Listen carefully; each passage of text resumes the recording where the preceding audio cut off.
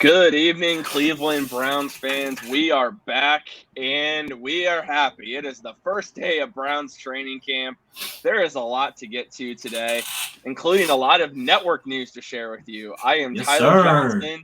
I am joined by Zach DeFranco, Jack Robinson. Gentlemen, how's it going this evening? Good day. Football back, baby. Today was a good day. I mean, other than Sleepy Sue, today was a good day.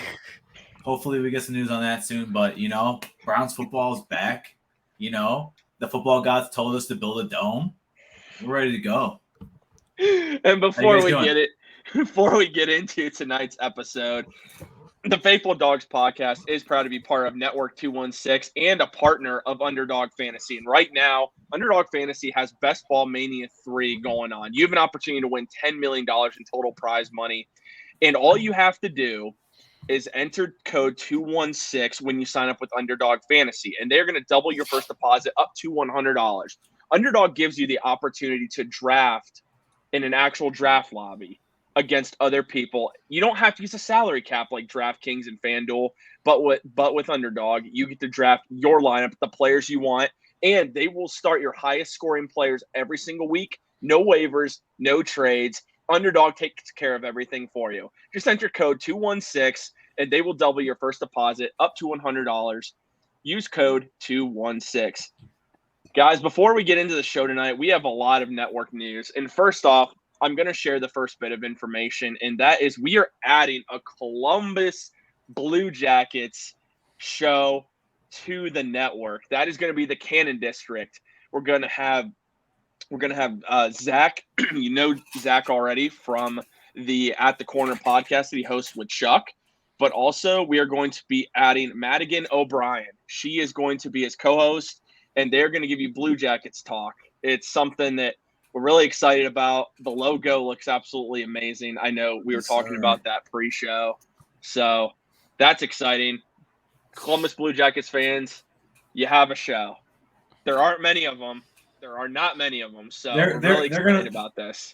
They're going to start coming around more and more, I think. So I'm happy we jumped on it now. We're pumped, man. The Columbus Blue Jackets are definitely going places, bro. I don't know how they did it, but they did it this offseason. So, Yeah, they've done a lot this offseason. It's gonna be really fun. Can't wait for that show to get started. There will be an announcement in the future on when they plan on hosting their first show, but really happy to have the Cannon District on board. And the big one.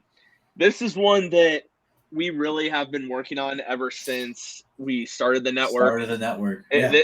So we've done a lot of work here. Ed in Columbus has done a lot of work on this. Nick Carr from the Barking Brown, both of them from the Barking Brown show. Zach has. There's been a lot of reach out, but we finally made it happen. Down with the Browns is joining Network 216 Monday nights at 7 o'clock. Let's go. Let's go. Next stop, we already talked to Kentucky Fried Christian. We're going to land that Bang sponsorship. We're going to get heart problems for you guys. We're going to chug Bangs, whatever we got to do, man. We're here for you guys. So we're pumped. Down with the Browns. I will sacrifice my body.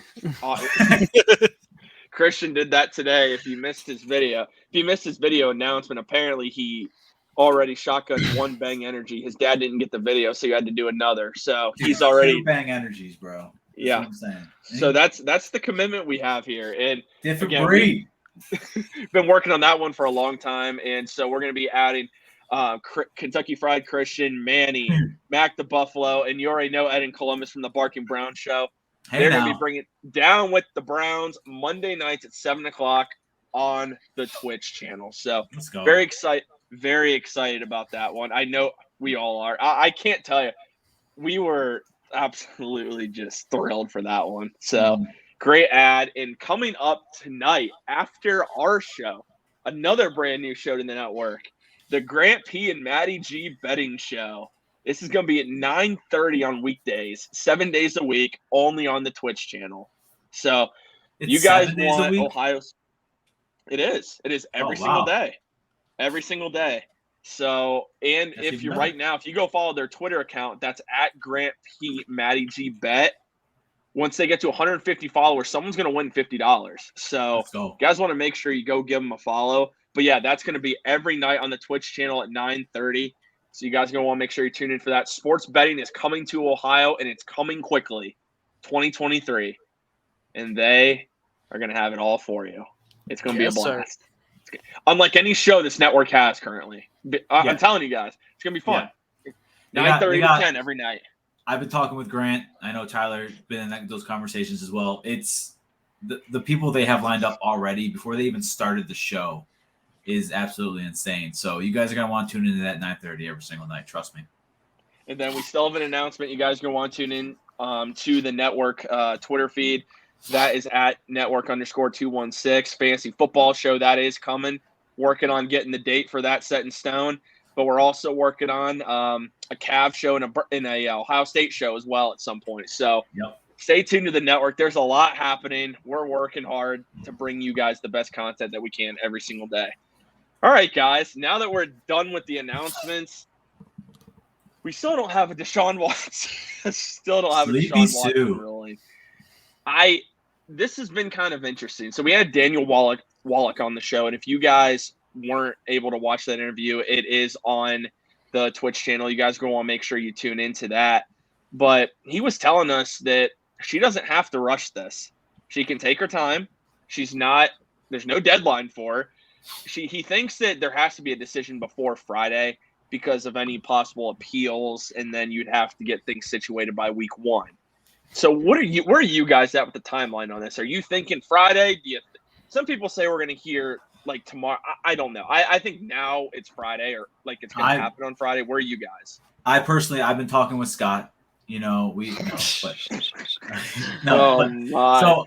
my personal opinion, all jokes aside, I am just done guessing. What was it last Friday? We hosted a space. Was it? It was last Friday. The Watson suspension watch now, and then Eddie from the Petty Eddie podcast. If you guys missed that at 7:00, go rewatch that. He said no, it's going to be Monday. I think it's going to be Monday. It wasn't Monday. Here we are. Now we're hearing Friday. I'm just done guessing, dude. I just want to hear it. I want to have the team move on. As a fan, I want to move on. I want to be ready. I just want to be ready for the season. That's all.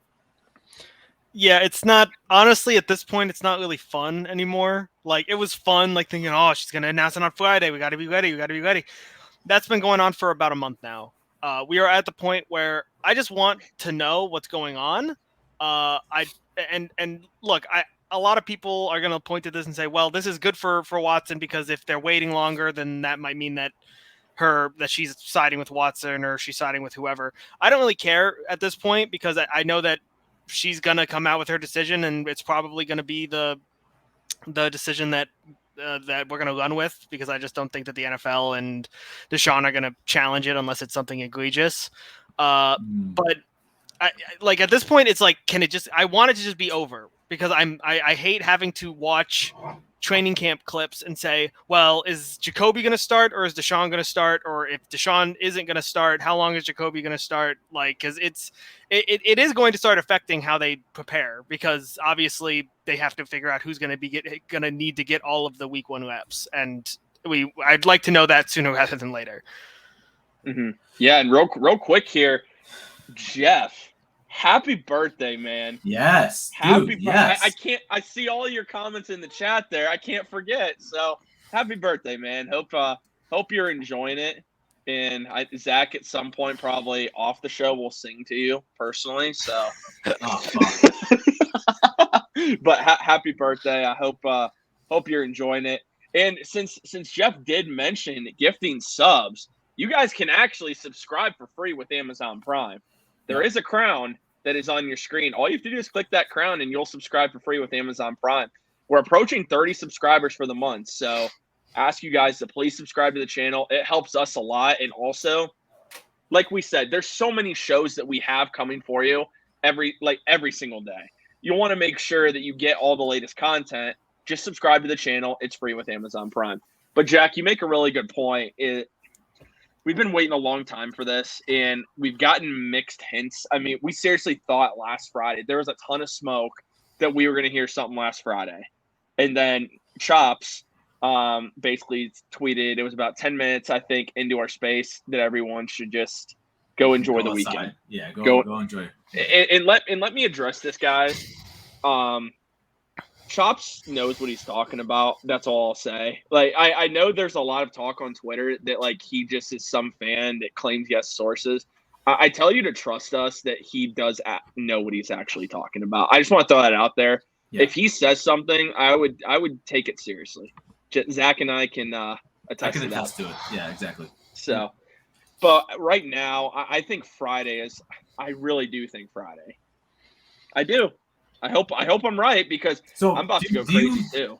Do you guys think that she's possibly like wanting the NFL and Watson to come to a decision together? Maybe some sort of agreement. 100%. That's why she hasn't announced the decision. Yeah. I mean, look, she knows what her decision is. She has had 2 5-page documents for a month and a half. She's had a whole month to read over it.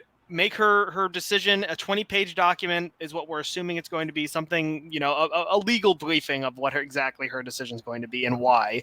And unless she's taking it really slow and really, explaining every single decision she's making, every single part of the potential punishment or lack of punishment, then I don't see how that this isn't completed. I think that it is completed, and I think that she's just hoping that the NFL tries to extend an olive branch. But obviously at this point, Deshaun probably is very confident in any sort of potential punishment. So I don't see why he would even want to do it. And additionally, there's so much time now that has passed. That means that if she does come out with a ruling that's like, I don't know, 6 games, which I think some people might say, oh, that's really short. That the NFL could probably try to extend that. Can they though? If a federal judge comes out and says, I took a month writing this, and then the NFL comes out and says, oh, yeah, but we don't agree with what you said, so we're going to give him 12 games. Like, that would look even worse for them. So they're kind of just in a no-win situation here in regards to they're probably not going to get the suspension they want from Sue, and they're not going to really be able to challenge her decision anyways. So I don't see why this is still being held up at this point. I personally think, do you think she told each side what her decision was, and then if you guys come to an agreement, that's on you guys? I don't think they know. No, they don't know. I don't think she. You don't think they know at all? That leaked. That would have leaked already. 100%. If we knew, we would have heard about it. And I think going along with that too, they want them to come to an agreement, and I think she's doing that mainly for the NFL's sake, because the NFL is not going to like the ruling. The NFL wanted an indefinite suspension or a year suspension for Watson. It's not going to be anywhere close. And I think she's given the NFL time to come to an agreement. And if it doesn't happen, she's going to announce a suspension that the NFL probably isn't going to be happy with. But they're not going to take this to federal court. I really don't think they're going to, because the NFL will not win that battle. No. So that's kind of where I'm at. I do. If they knew, someone would leak this. Anybody. Yeah, somebody would leak that at this point. So I really don't think we know. I think about 4 to 6. I think we're all about 46 games. The buzzes seem to die down on the 0, because that was pretty heavy at one point that she might go that route. But I'm starting to think that that's kind of a pipe dream. And speaking with Daniel too, you kind of got the sense that it's like she's going to try and do something, like, in her opinion, the right thing, for both sides basically. So I don't think 0 is really any clear indication that's going to happen at all. I would say around 4 to 6. I would say at the most you're looking at 8, which is still good in my opinion for Watson. Because I agree. I agree with that, because there was a lot. There was buzz when he was traded. He could face a year suspension, and the fact that we're not really hearing that, unless they're just those people, they're just kind of living in denial that he's going to get a year suspension. But I would agree. I think anything under 8 is a win, especially for the Browns. Yeah. And hey, the big news is we're kicking off training camp. A lot didn't happen today for training camp, but they are back in Berea, day 1, conditioning and walkthrough. If you're Kevin Stefanski, he said that Jacoby Brissett and Deshaun Watson will be both getting a lot of reps in practice. If you're Kevin Stefanski, this is a good question. How are you dividing up these reps? You have a quarterback in Deshaun Watson who hasn't played in over a year. He's learning a new offense. I mean, so is Jacoby Brissett. But Deshaun Watson is learning a new offense and hasn't played for a year. Then you have Jacoby Brissett, the guy who is going to have to be the starter for maybe a quarter, maybe half a season. So if you're the coach, how are you dividing these reps out right now? Because we still don't have a timetable on a decision. How are you dividing those reps between the quarterbacks? I mean, it's got to be pretty close to 50-50, you'd have to think, because, I mean, I think that once we get a clearer idea of what a possible punishment is going to look like, it'll obviously shift either way. Like if it's no punishment, Deshaun will take basically all the reps, and then if it's 8 games, I'm sure that Jacoby will take the majority of the snaps. Probably not all of them, maybe 3-1, maybe 4-1.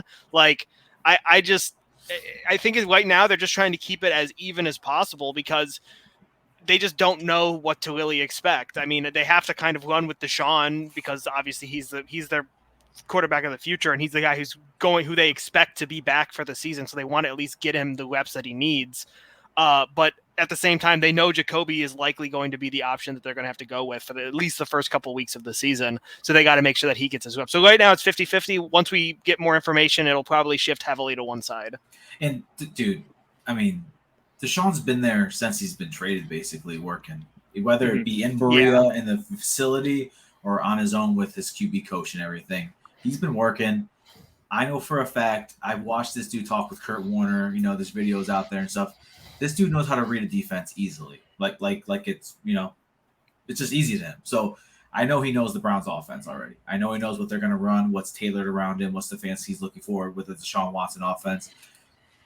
Do you think it's going to look a little different with Jacoby on the field? Yeah, exactly. It is. So I would say they should probably start by Friday when they get the decision. It's going to start leaning more. Jacoby's going to get more of the first team reps. But I think Deshaun already knows what his role in the offense is going to be as the quarterback of the Cleveland Browns. Yeah, I think that's a really good point. It is tough because you have like I said though. I mean, Deshaun's been working his tail off since he got there, which you love to see. But you do have a situation where he still hasn't played football in a year. That's what kind of makes it tough as far as like trying to divide out these reps, because then you still want Jacoby Brissett to get used to the first team offense. So I think Jacoby Brissett is going to surprise some people. He was not in a good situation in Miami, and again, that's why I think Tua is going to have a breakout season too, is that the offensive line in Miami is not very good. They weren't very good. They upgraded there, but Jacoby Brissett was in a situation, there was not much there outside of Jalen Waddle, so there wasn't much he could do. When he was with the Colts, he was average. He was an average quarterback. He wasn't great, but he could at least win some games. And I think that's what he can do for us, except in this case, he has a lot more talent around him. So I'm kind of curious to see what Jacoby Brissett can do. Yeah. I know this got me really excited, and you guys know where I'm going with this. There's a video that Tom Withers from the Associated Press put on YouTube. Got everyone excited, bro. Deshaun Watson. Okay, so David Njoku was at a wing position. Kareem Hunt and Nick Chubb on both sides of Deshaun Watson. How different do you guys think this offense is going to look compared to what we've seen since Kevin Stefanski's been here? Do you think there's a reason why he didn't want to do this with Baker at quarterback? Like, seriously, yes. No shot at Baker.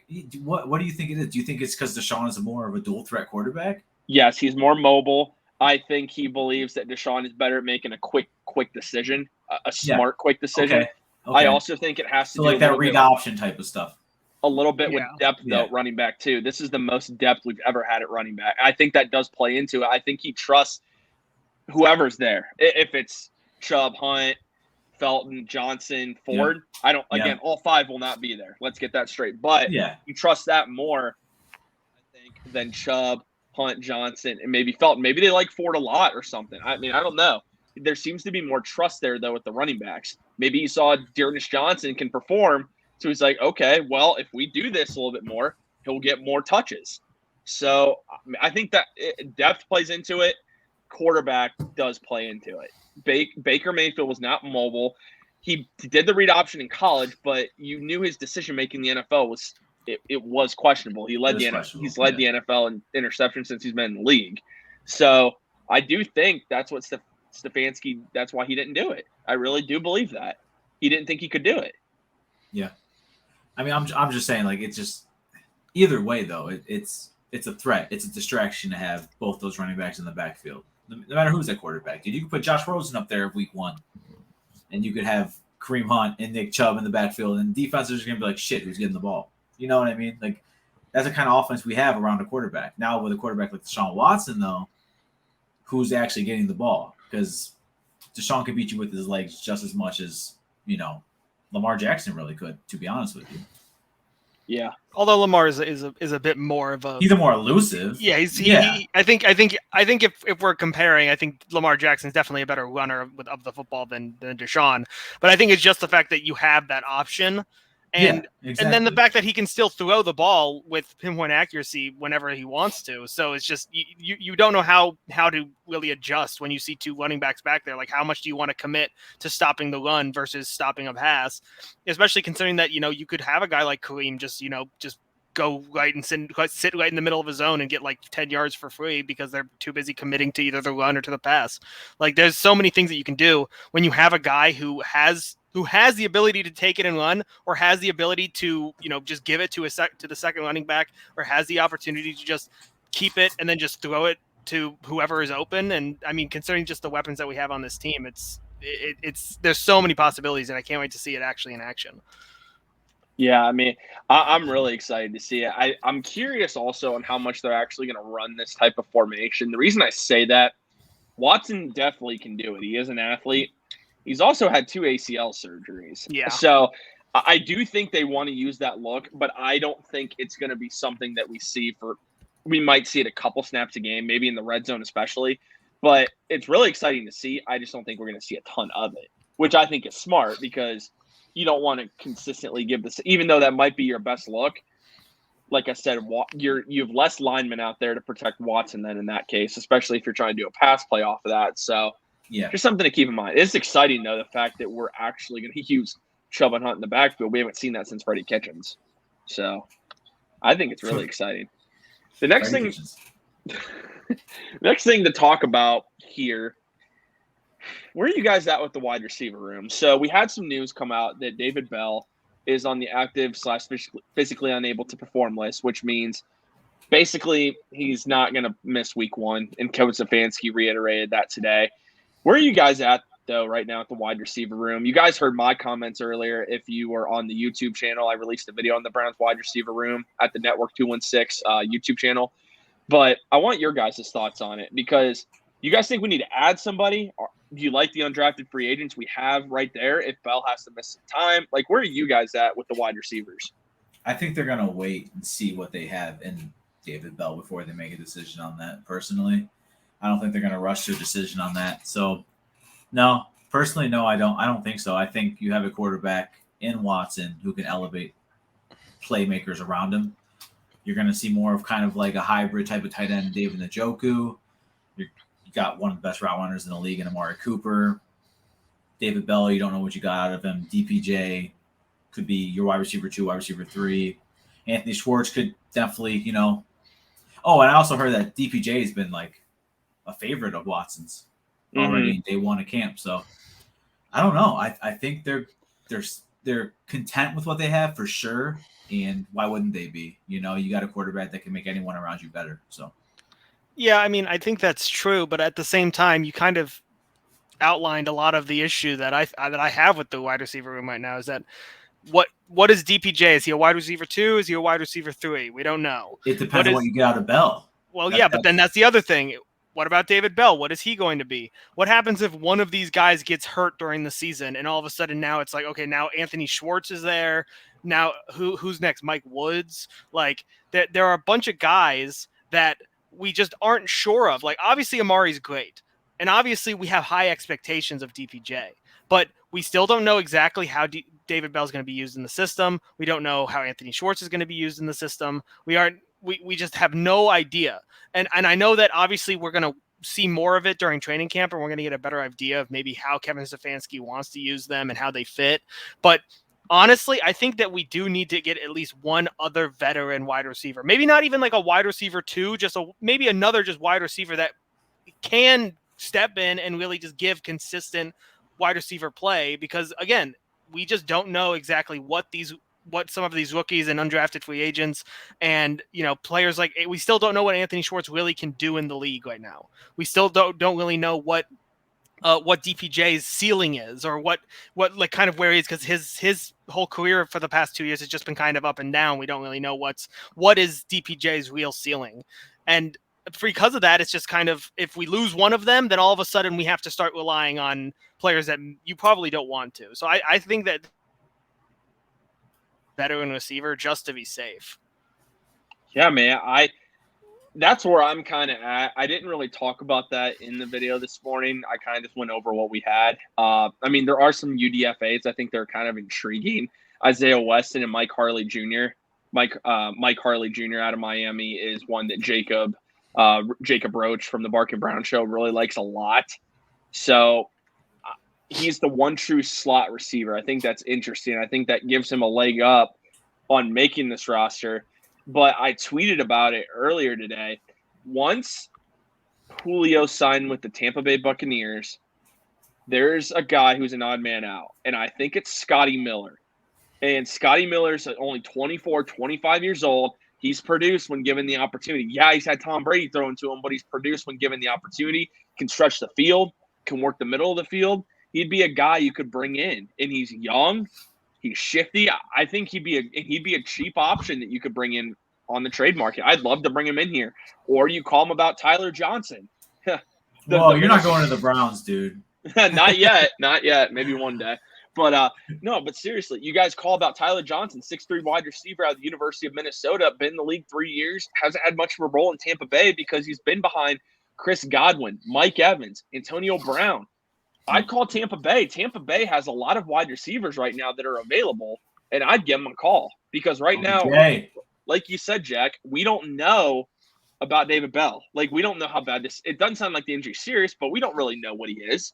And then we don't know about DPJ. And I've been DPJ's harshest critic. I hope he's good. I do.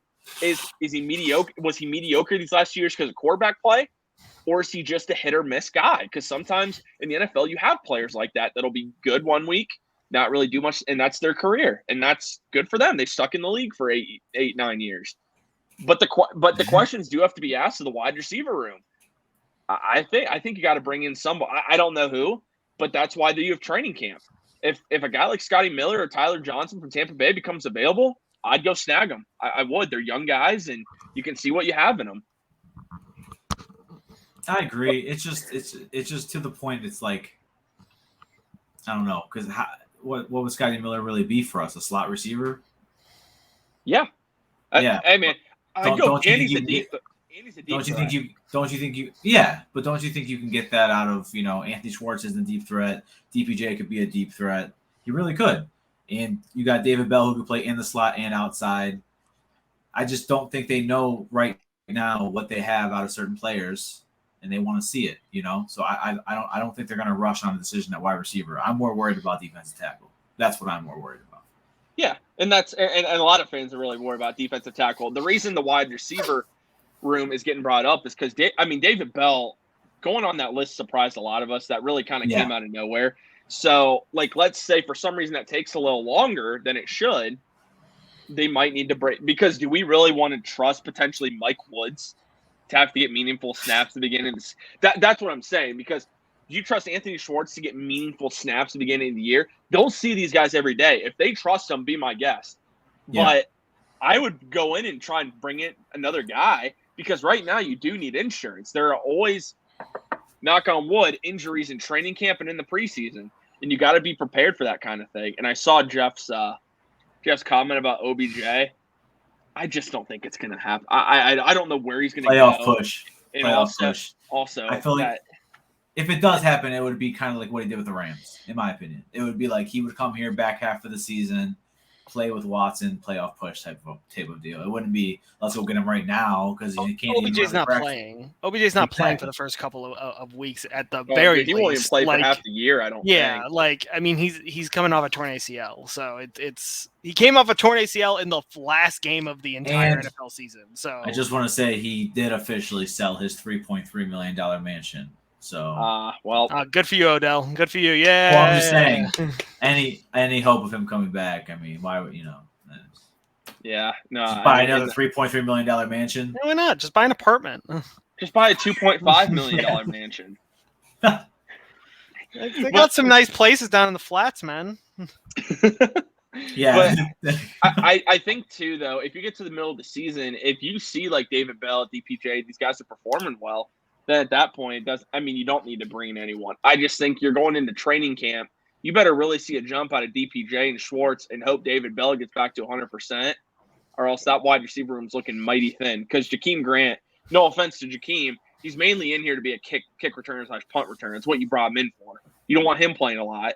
Mike Woods, I don't think you want him playing. I don't know much about him, but I don't really think you want him playing a lot. And then, I don't know. I'm just not very confident right now in the wide receiver. I like the guys we got, but if we brought in someone else, I also wouldn't be upset about it personally because I just think it's needed, especially going into camp. Yeah. Oh, man. But now shifting over to the defensive side of the ball, Zach, you brought up really a good point. But before we get to the defensive tackle room, I kind of want to go over defensive end. And the reason why you could get this guy on a cheap one-year deal, it intrigues me. And that isn't Tack McKinley, who has been rumored that the Browns could possibly bring back. Oh, it's God. D. Ford. D. Ford was just released by the San Francisco 49ers. He's battled a lot of injuries since he got there. He was a Pro Bowler in Kansas City. Got a huge contract from San Francisco when he got traded to the 49ers. It didn't work out. I don't know. If you can get this guy on a one-year deal, 1 year, maybe $5 or $6 million, and then some incentives, I would do it. I think of all the options there that you would have D. Ford, Myles Garrett, Jadeveon Clowney, Alex Wright. Those would be your 4. And then not to mention Isaiah Thomas is your 5th pass rush. There's just so many possibilities that you could have. And then, again, you slide Clowney to the inside. You have D. Ford and Garrett on the outside. You can put Alex Wright on the inside of that. I mean, I don't know. I think it'd be fun. I'd love to have D. Ford on this roster. I'm not against it. Obviously, it was just not a good fit for him where he was. So I'm really not against it. I would be down for it. It has to be a cheap one-year deal, though, because I'm fine with Tack coming back, dude. Like, I really enjoyed him here. I was at the game where he got injured. It was devastating, dude. So I would definitely be happy to see either one. We just need more depth on that defensive line, and majority in the interior. We don't really have that, that run-stopping defensive tackle, in my opinion. We need that vet back. We need maybe go back and talk to Sheldon Richardson, try to have things out, get him back. Talk to Sheldon, please. Dude, I'm just saying, man, come back. He could be another cheap 1-year deal. Why not add both? You get him and D. Ford, get him and Tack. Basically, just shore up that defensive line. I'm telling you that. Other than Clowney, I think Perrion's going to pan out very well. I really have high hopes for Perrion. I'm very pumped about Alex Wright as well. The dude, I think he's going to be a stud. And I don't know. I just feel like we need more depth. We never have enough depth on the defensive tackle and defensive line in general. Yeah. I mean, you can never have enough depth at that position because if you lose one of them or one of them, I mean, we see every year just how worn out that line can get sometimes and just how debilitating it is to the whole defense.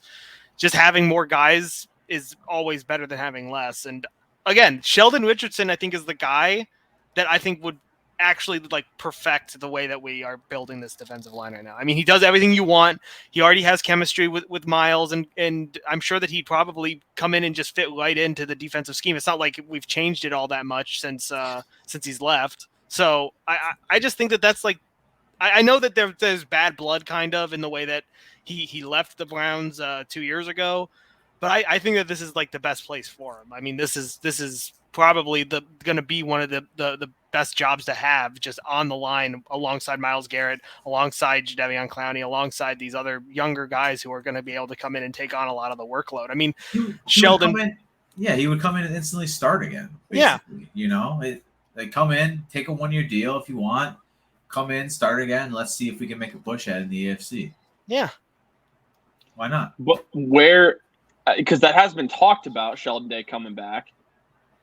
Would he want to come back? I know that's the thing. That's really the question. That's the holdup. I know that there was an issue with us cutting him and wanting to re-sign him at a lower number because obviously that's just how Andrew Berry does it, and I'm sure that there's obviously some feelings of disrespect there.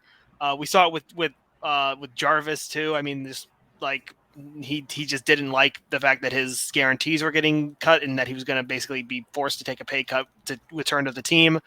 And I think that's warranted. But at the same time, I think he also should figure out that it's a business.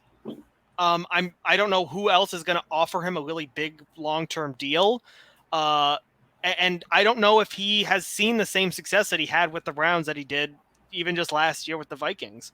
Like, I think that he should come back and really just, and of course, will he come back? I don't know. I don't know what he thinks about the Browns organization or him getting released. But I really hope that he does kind of come back around and try to give it a shot. I'm sure Miles is recruiting him. Maybe. Yeah. It's hard to tell with Sheldon Richardson. I think we're more now in a Malik Jackson type of situation. I don't know how much more Sheldon Richardson has left in the tank. I mean, he's getting up there in age, and he's been a guy when he's played in the NFL. He's been kind of the main guy at D tackle and been the guy that's getting a lot of double teams and whatnot. But I don't know about now. Maybe I don't even know if the Browns are exploring it. I mean, us as fans are, because this guy played for us 2 years ago, and he was a guy that seemed to be pretty productive for us. But after the way things ended, I just don't know. Again, it's the $1 million question. If he really is willing to come back after everything that happened here, I don't know. Because, again, the issue is we said we wanted to re-sign him to a lower deal, and when we did that, we didn't offer him what he wanted, and so eventually they cut him. But when they cut him, it was so late in the offseason that pissed him off because there wasn't many places for him to go, and I think it was definitely a weird way to handle it, especially Yeah. for Andrew Berry. It was definitely a weird way he handled that. Like, there have been a few moves where Andrew Berry has handled it, and you're like, why? Because it doesn't reflect the GM he's been so far during his tenure. I mean, not trying to change the subject dramatically here, but the way Kwesi handled some comments. You guys hear about that? I did. Yeah. No, I didn't. That's been blowing up. The way he said. Tyler, do you care to explain that a little bit more? Because it was about basically talking about the Rams and how they do contracts and stuff like that. Yeah, dude, he was basically kind of like just the way that they do things over there in kind of like salary cap stuff, how the Rams somehow have all this money to do all these things. And Kwesi just came off kind of bad. He came off bad in that situation, man. Like, it's things you just shouldn't say. And I was kind of surprised given the background of Andrew Berry and how Andrew Berry kind of does things quietly. That's always how he's been. I figured that's kind of how Kwesi would be. That was not the case. Kwesi made his feelings known. So that really surprised me. It did. Pat McAfee said today, he goes, I'm just going to be honest here. This guy's going to suck as a general manager, just based off hearing that. Like, and everyone was like, yeah, I mean, kind of. You don't, as a GM, you don't go and talk about people's money like that. You don't talk about people's business like that. So head coach, player is one thing, you can kind of get away with it here and there. But as a GM, it just kind of looked weird coming from an Andrew Berry tree, too. It was just different. I didn't expect that out of Kwesi at all. Yeah. Yeah, and that it really came as a surprise for sure. But yeah, we'll see what happens with Sheldon Richardson. Overall, with the defensive tackle group, how do you guys feel about it? Defensive tackle group, dude. Yeah, that's what I'm saying. It's like it's young. So young. I feel like I don't know. Do you think they're clinging on to Elliott a little longer than they should have? Do you think he's on? He has to be on the hot seat this training camp, dude. I think Elliott is the guy on the hot seat, but at the same time, what is this, his third or fourth year? If in the situation they've been in at D tackle, it makes sense to still see if you want to get a look at him because he's still never been a full-time starter. And maybe some of these guys take a little longer to break out. Maybe he has a decent year this year. I don't think he will, but they might think that. And then you're just adding young guys. I mean, Tommy Togiai, can't judge him. You really can't. You knew going in that when you drafted him that he was going to be a guy that needed probably a year or two before really making an impact. You're kind of rushing that. Perrion Winfrey, I agree with you, Zach. I think he's going to be solid, but expecting him to come out and just light the world on fire is premature. And I think Jacob hit it best from our network exclusive that we had this weekend. previewing training camp is that the Browns don't really care about having a run-stuffing D-tackle. They really don't. I mean, they've proven that since Andrew Berry's been here. Who's been that guy? Nobody. Nobody's been that guy. And that's why we've never been great against the run. Yeah, but they just don't value that. Said it. He basically said, like, they basically challenge you. Okay, go ahead and run up the middle against us. Go ahead. Like, doesn't really bother him, it seems like. I mean, we got solid linebackers there, dude. I feel like with JOK coming up, Jacob Phillips, I think, is going to be solid. Go ahead. Run up the middle on us, dude. Seriously. So, Jack, what are your thoughts on the D-tackle position? I mean, I think it's serviceable. It's not going to be like the thing that we point to and say, the defensive tackle position. You see, that's why we lost the game. But it will be one of those things where we'll be like, oh, well, if we'd have kept them from getting that extra 2 yards or something, then they wouldn't have gotten a first down in that position, and a bunch of other stuff would have happened. It's going to be a thing where it'll probably be a pain point the entire season until maybe Perrion really starts to step into that role. And once we figure out kind of how we want to utilize all of the talent that we have, at least in the wings, ready to kind of rotate into that position. But I mean, it's definitely going to still be kind of like the weak point of the defense. I mean, almost every other part of our defense has been upgraded or has been maintained. And I mean, we have talent all over the place. It's just the D-tackle position, it's just a big question mark. And it's going to be a question mark unless, one of these guys that we've drafted develops into that guy that can really, answer the question of who is going to be the unstopper, who's going to be the guy that gets pressure from the middle, who's going to be kind of the point of attack at that position. And until we know that, it's just going to be a question mark. And it's just going to be one of those things that we're going to have to really figure out as the year progresses.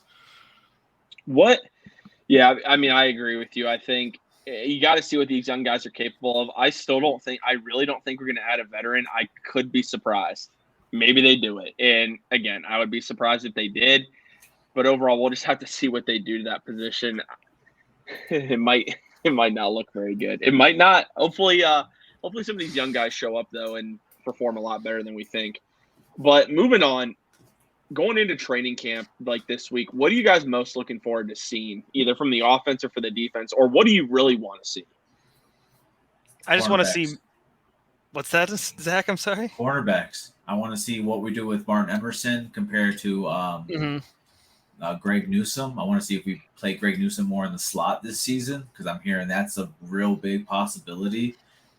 I want to see cornerbacks, DBs, dude, because that unit is what took off towards the back half of the season. John Johnson kind of picked up more to form, learned the defense a little more. I think we're going to see a huge year out of John Johnson picking up where he left off. Ronnie Harrison coming back is huge. I think he's going to be playing for basically his next contract anywhere. So I feel like you're going to see Ronnie Harrison really come out. If he can stop with the dumb antics on the field, costing us costly penalties, I want to see him pan out, even if he doesn't stay here next year. I want to see him be that guy. Like when we traded for him, there was hope, there was optimism. So I'm definitely looking forward to the defensive back position. Yeah, I'm also interested in the defensive end position. I want to know what's really going to happen with Greedy, because obviously, if you get Martin Emerson, you think that maybe Greedy's on the way out. He's kind of on the bubble, he did have some flashes last year, really showing that he can be like a really good third option at quarterback. And I think that this training camp is really going to be kind of a deciding factor of whether or not he stays on this team long term, or if he does, what his role is going to be. So him, and especially like the linebacker room, like JOK's progression, I think that's like everyone is saw what he was last year, just how he was really refined. He was really aggressive. Just he was everything that we wanted to be. And I just want to see second year JOK. I just want to see how good he's going to become, just what kind of player he's going to progress into. Because I think that we all here, when we drafted him last year, we all thought this is the guy that's going to kind of shore up the linebacker room for years to come. And I think that this is step number 2 of just him getting really into his element and taking over in the middle of the field. Yeah, I think on the offensive side of the ball, what I really want to see, I want to see the quarterbacks. I think that's a given. I want to see how Watson looks in training camp. I want to see if he's rusty, just how he performs. defensive side of the ball, I'm going to go with the line. I want to see the linebackers. And, well, you know what? Let's actually go defensive ends. I want to see Alex Wright. I want to see Isaiah Thomas. I want to see how those two guys look. Alex Wright, I'm very intrigued with. I know Jacob is too. And he was an awesome guest that we had the privilege of having on our show.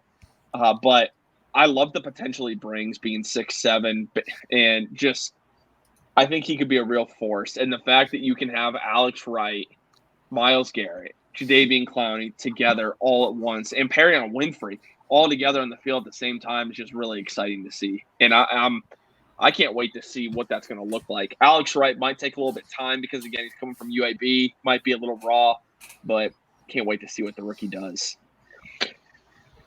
As we're wrapping up training camp, since, again, this is only the first day of training camp, a whole lot. They didn't give us much. Yeah, they didn't give us much at all. They didn't give us much, but you know who has given us a lot is the Cincinnati Bengals. They've given us a lot to talk about because Jesse Bates, their star safety, is not signing his tender. He is holding out, and he's not subject to fines because he was given a tender. Until he signs it, if he signs it and then sits out, then he's fined. Until that, he is not and will just sit out. And then it looks like that they're having trouble paying Jesse Bates. It sounds like the owner was talking about this earlier. So, what do you guys think happens with Jesse Bates? Because the Bengals are in trouble right now. You have a situation where you have a safety you can't pay, and in a couple of years you're going to have a quarterback you're going to have to pay. Yeah, they're gonna have to trade him because I think Jesse Bates knows his value. I think in last year's playoffs we saw just how important the defense really stepped up in the playoffs for them, and Jesse Bates was a huge part of that. And I think that he's finally realizing just like he can get a lot more than probably what the Bengals are willing to give him, and so he's going to assert his value.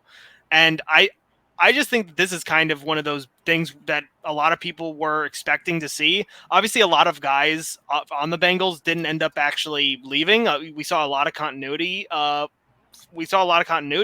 their team, other than maybe them losing like Larry Ogunjobi. But most of the guys who returned. But the fact that Jesse Bates, one of the key pillars of their secondary, is now asking to come out and to get more money. This is kind of going to be the test. This is going to say, okay, how seriously is the Brown family going to take this? Are they going to actually start to try to invest more money into this team? Because they know that once Joe Burrow asks for money, they're going to be flying by the seat of their pants in terms of financials. So, dude, and that's the thing. It's like that's what everyone was saying was like, yeah, the Bengals had a great year, but when the Bengals fans started like talking all this crap, thinking that they're going to be this next like franchise in a sense, everyone was like, dude, that defense was the key reason why you made it to this Super Bowl. Like, you guys got to keep that defense intact. You got to keep them around, and you're starting to see it slowly and slowly more. Like, I think it was Pete Smith on Locked On Browns a while ago was talking about like they might not make the Super Bowl again. You might not make it again. Like, that defense was the key reason why you made the Super Bowl, why you made that big deep playoff push. They shut down Patrick. They made Patrick Mahomes look pathetic, dude. Yeah, and look, it's hard to go back. It's hard to go back. Going back to the Super Bowl is really difficult. It's not something that you do all the time. And so when you get there and you don't, succeed, obviously, there's a feeling of, oh, well, we're good enough, we can go back. But you run into this situation where your talent wants to get paid. And to all these Bengals fans that were thinking, oh, well, we're now a destination, people want to come and play for us. No, they don't. You're in Cincinnati, okay? Coming from a team that's in Cleveland, we understand that some people don't really want to be in the cold and in Ohio sometimes because, there's a negative connotation here. You guys don't even have an indoor facility. You guys have to go to Kentucky to fly to games. Like, it's not exactly the best free agent destination. People aren't going to take less money to go play with the Bengals, even though you guys had one good season, okay? Joe Burrow is becoming a really good quarterback. You guys are have a lot of potential, but you're not that team yet. Like, players aren't going to take discounts. Players are going to take discounts to stay with the Bengals, okay? Like, maybe some of them will, but Jesse Bates obviously is not one of those people, and he's not. And to all the people who say, well, fine, then get rid of him. that is like the worst thing that you could possibly ask for, is to get rid of players just because they want more money. Like, sorry, but if they get rid of Jesse Bates, that's kind of telling me that they're not going to invest in a lot of their key players other than Joe Burrow and maybe Jamar Chase, and then everyone else is kind of just going to slowly get shed for salary cap. That is really what it seems like. I mean, Jesse Bates, it stinks he plays for the Bengals. I'd love to see him out of the division, because for those of you who just like, oh, trade him to the Browns. Okay, Cincinnati would never do that, no matter how much we offer. Also, we have no first-round picks. They're not taking second-round picks. And also, we can't really pay the guy. You can say, well, we have $49 million in cap space. They're going to need to roll over a lot of cap. Andrew Berry, that's what he does. He knows he's going to have to pay because Myles Garrett's contract goes into effect, I believe. Then Watson's does. It's a lot, guys. Denzel Ward's will. I mean, you have to pay the piper at some point. That's why you roll. Isn't this the first year of Chubb's contract too, basically? I believe, yeah. Yeah. So, like, this is why you see the Browns with $49 million in cap, and maybe they might not spend a dime of it because they're going to roll it over for those contracts. That's what a good GM does. The Bengals are in a situation where Jesse Bates wants to be the highest paid safety in the league or one of the top, and they want to make him a top 10 paid safety in the league, and he doesn't want that. And Joe Burrow came out and said they needed to pay him, that Bates deserved his money, and he stuck up for Bates sitting out. The Bengals are in trouble. They're going to have to either trade Bates or he might just sit until however long, because he's not subject to fines. So that's the other thing. Jesse Bates isn't going to get fined right now. So I didn't know about that Joe Burrow came out and defended it. There was a video of that. They asked him, I forget, I wish I had it. I forget when it was. But that was pretty strong. A lot of people shared that Joe Burrow came out and defended him. That's dope. That's dope on Burrow's part. Listen. But like Joe's smart. He's not going to say stuff like, you're either on this bus or you're not. Yeah. Jeff, they just paid Joe Mixon about a year and a half ago, I believe. So they won't have to worry about that at least soon. But they gave all that money to Mix. I get why they paid him, but now you're not even going to pay Jesse Bates. And that's what he's the leader of your defense. You're not going to pay him. I get he's a safety, but I don't get it. But you bring up a good point too, Zach. They're going to have a hard time paying Joe Burrow because Deshaun Watson who's getting $250 million guaranteed money from the Cleveland Browns. Lamar Jackson in Baltimore is looking at that. Joe Burrow is looking at that. Justin Herbert is looking at that money.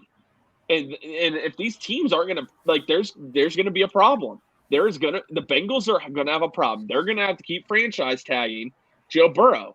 And the first one probably wouldn't be too bad. But after that, your franchise tag doubles. And then it triples. So at some point, the Bengals are either going to have to pay Burrow or they're going to have a tough decision to make. That's the issue. If they can't pay him, they might need to get new owners. Because, they already want new owners for the Cincinnati Reds. Sorry, guys. But Cincinnati fans. But that's really where you're at right now, is that you have owners that aren't willing to pay. It kind of sounds like the Dolans here in Cleveland. Exactly. So it's a rough situation to be a Bengals fan. We love seeing it personally, but at the same time, I like Joe Burrow. But if he has to leave Cincinnati, be my guest. Be my guest at some point if that has to happen. No, here's the thing is, I don't think they're gonna let Joe Burrow leave. I think that they will tear down every other aspect of that team. But as long as Joe Burrow's there, they know they'll sell tickets. So they will leave him with absolutely no help, no offensive line, no wide receivers, no running backs, and they'll be like, yeah, but Joe Burrow's still playing. Sure, he's on it one leg and one arm because he's been sacked 80 times in the past 2 weeks, but it's fine. At least we have Joe Burrow, and that's kind of how they're gonna probably. That's kind of how his career's already been too. That's the crazy part. But it's just like they're not going to be able to support the team because they just don't have the capability of actually financially doing that.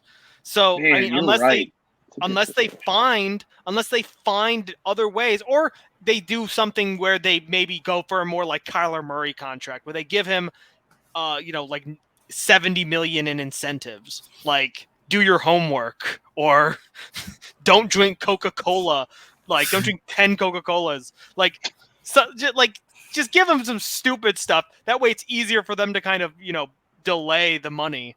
Because one cigar a game. Just shotgun 2 bangs before a game. Yeah. But no, I think that's what we're going to be seeing more of. Is that I don't think a lot of teams are going to jump straight to Deshaun Watson. I think they're going to probably go more towards Kyler Murray, where they give him a lot of it, like almost like 2/3 of it, and then the other third is at least put away into things that they can earn later, so that they don't have to put all of it in escrow, because they can't put all of it in escrow. Like, they financially cannot do that. So I think that's what we're going to see with the Bengals. Is them especially if Lamar asks for like $50 million a year, dude. Yeah. Look, it's going to be some crazy stuff, man. So where are you guys now? That's another good question. Where are you guys at with Lamar Jackson and that whole situation? Miami. That one's more. That's about where I'm at. That one's a lot more serious because he is going to play. It looks like on a 5th-year option. Is he gone? Is this the last we see him in Baltimore? Or are they going to franchise tag him? I think they're just going to play this out, just because they have the 5th-year option. They can have him play on the 5th-year option. It's kind of like what we were saying the past couple of years about Baker. Is why would we give him the contract when we have him under contract for the 5th year? So we might as well just let him play under it. And then if he makes more money, I don't think we have any issues with that. I think the Ravens might be thinking the same thing. They're thinking, we have him on the 5th-year option. We don't have to pay him anything. And if we have to pay him another like $5 million a year because he plays incredible and has another like almost MVP season, I think they're okay with that. But the thing is that that's their idea. Lamar sees everyone else getting paid. And I'm sure that he wants to get paid right now because obviously as a quarterback who is very mobile and relies on his legs a lot, there's a high chance that he gets injured. So he's putting a lot on the line, not having a guaranteed contract or at least some guaranteed money going forward. I mean, it's kind of like the Dak situation. I see that this is probably going to progress a very similar to where they end up kind of stuck and they have to give him money at some point, and they're just going to be like giving him way more than even the asking price just because they're desperate to keep him on their team. I think after trading Marquise Brown too, you really kind of messed up a little bit in my opinion. Yeah. When you traded his only wide receiver. I mean, yes, like we said last week, he has Mark Andrews. Or 2 weeks ago, I think it was just me and Jack.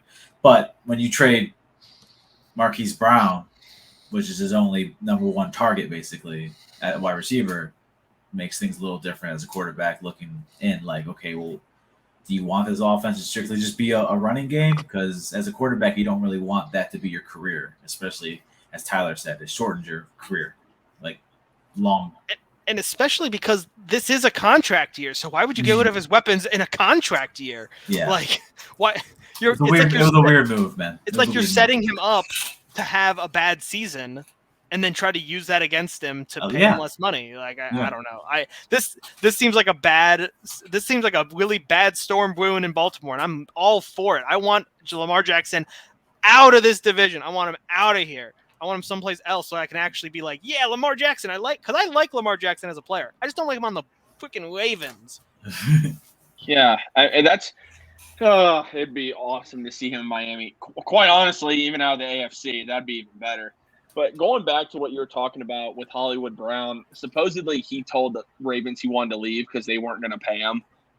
So, and that's why I believe Arizona did pay him. Maybe I'm wrong on that. I'll have to look. Maybe they haven't yet, but it sounds like they're willing to actually extend him. And Kyler Murray had that relationship with Hollywood Brown, so that kind of makes sense. Yeah. But with Baltimore, it looks like they're almost willing to go more of a tight end route than they are wide receivers because their offense is a running offense. That's why they brought in Isaiah Likely, Charlie Kohler, and why they drafted 2 tight ends. So I think that's kind of what they want to do. But it's going to be interesting to see what happens with Lamar Jackson. Before we let you guys go, just a reminder, you're going to want to stay tuned in to the channel tonight at 9:30. It is the debut of the Grant P. and Matty G betting show. You're not going to want to miss it. Sports betting, like I said, is coming to Ohio real soon. You're going to want to stay on the channel. That's at 9:30. If you haven't already, subscribe to the channel. It is free with Amazon Prime. All the content we have coming for you guys every single day. And we also are going to start posting every week the lineup for the week. We didn't do it this week. We've been very, very, very busy getting shows on board and more content for you guys. So we apologize. But also, do us a favor and go subscribe to the Network 216 YouTube channel. There's going to be content that we're going to have for you on YouTube every single day with our daily shorts. That's going to be Cavs, Browns, Buckeyes, Cavs, Blue Jackets content. So be sure to go do that. Nick Carnes will be the one delivering it to you tomorrow morning. So you're going to want to make sure you're subscribed to that for that. This has been the Faithful Dogs Podcast. I'm Tyler Johnson. That's Zach DeFranco and Jack Robinson. We will talk to you all next week. Go Browns. Click the crown on